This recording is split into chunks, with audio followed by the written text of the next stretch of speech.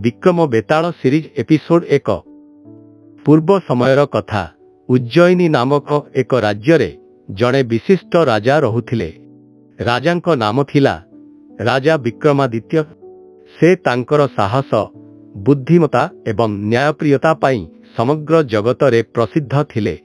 जेकोनोसी समस्या हेउ राजा विक्रमादित्य सेही समस्या को निज बुद्धि एवं साहसर सहित समाधान करि देउथिले। प्रजा माने तांकु भगवान परी पूजा करुथिले। एक दिन राजा विक्रमादित्य तांक दरबार रे बसिथिले। सेतेबेले जड़े तपस्वी आसिले, जिए देखिबारे बहुत ज्ञानी एवं शक्तिशाली लागुथिले।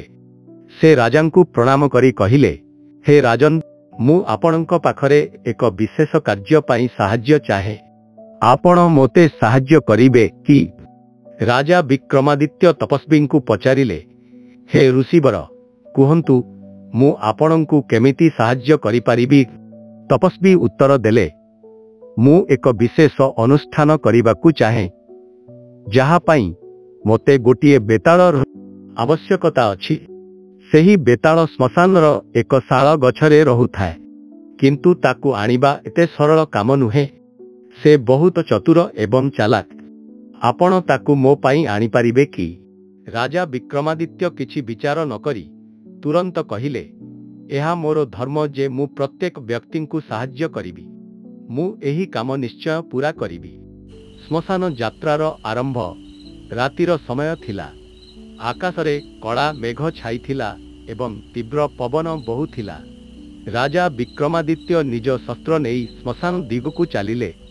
समस्त दिगरे शांति एवं अद्भुत शब्द एक भयंकर भाव तैयारी करिथिला।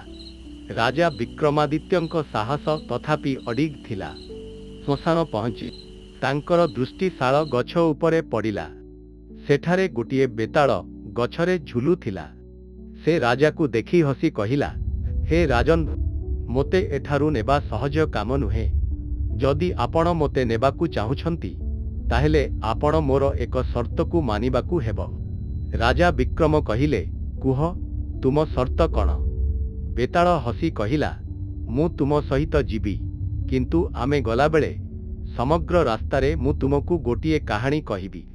एही कहानीर शेषरे मु तुमको गोटे प्रश्न पचारिबी। जदि तुमे सठिक उत्तर देब ताहेले मु तुम कथा मानिबी। जदि तुमे उत्तर देबाकू असमर्थ हेब ताहेले मु एठाकू फेरी आसीबी।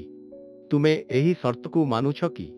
राजा दृढ़ भावे उत्तर देले, मु तुम शर्त को मानुछि। राजा विक्रम बेताळ को निज कांधरे रखी आगकू चालिले। बेताळ तांकर प्रथम कहानी कहिबा आरंभ कला। कौन हेब एही कहानीर शेष?